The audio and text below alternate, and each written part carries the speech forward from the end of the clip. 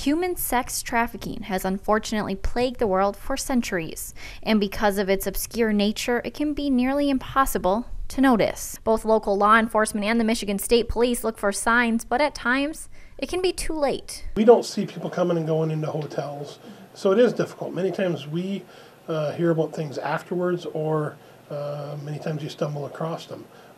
People who work in the service industry, if they see a girl with the guy and it just doesn't look right, that may be what's going on. And, we will always go out and check on anybody. Human trafficking consists of physical and psychological control over its victims. Once in the trafficking system, many of the victims no longer have names and are just viewed as a complete object rather than a human. Victims of human sex trafficking show signs fairly similar to victims of domestic violence. They might avoid eye contact, they might avoid authority figures, they may look malnourished, they may look withdrawn socially, like they can't interact with the social norms that we have, and maybe not be able to go outside or speak freely. Drugs play a large part in human trafficking, with many traffickers intentionally getting victims addicted in order for them to need to return to that specific trafficker. Drugs may also be used to subdue victims in some situations, or even used as a coping mechanism for the victims themselves. Usually, if a girl is not using drugs before she starts being trafficked, by the time she is being trafficked or over time, she'll be hooked on drugs to survive, like to cope. Just like drugs and domestic violence are related, or like alcohol and domestic violence, it's a coping skill. While physical markings on a victim's body can be a sign of human trafficking, there are less observable gestures that can be a clue. If a young girl is running away from home often, especially on the weekends, she could be involved with human trafficking. Skipping school at an excessive rate for girls between the ages of 11 and 18 can also determine if a person is in the trafficking system.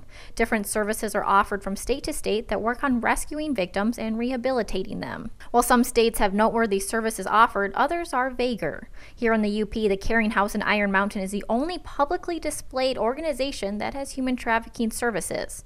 More importantly than being aware of the offered services, just recognizing and understanding the seriousness behind human trafficking is vital. If we don't know that they're there, we can't help them.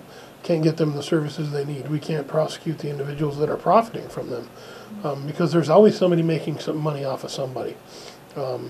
It's one of those things that people, if they can pay attention, if you work at a motel and something just doesn't look right, call us. We'll go make contact with people and make sure that it's legitimate. It's one of those things that we need the public to help us out. For people who don't know what human trafficking is, they might hear it and think that it's happening in other countries, or that it has to involve like a woman being chained in the basement. And it's not, it doesn't necessarily look like that all the time because it is so psychological. It can happen out in the open without people even realizing that's what it is. The official Human Trafficking Awareness Day is on January 11th. Michigan State Police posts across the state will be holding public forums to inform the public and raise awareness on human trafficking.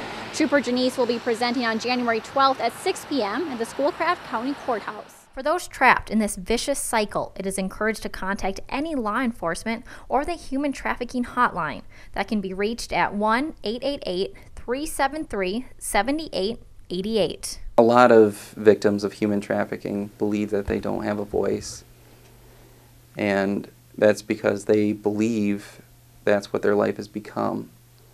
If you are a victim of human trafficking, I urge you to contact your local law enforcement and the National Human Trafficking Hotline to make your voice heard. You're not alone. Melanie Palmer reporting for ABC 10 and CW5 in Manistee.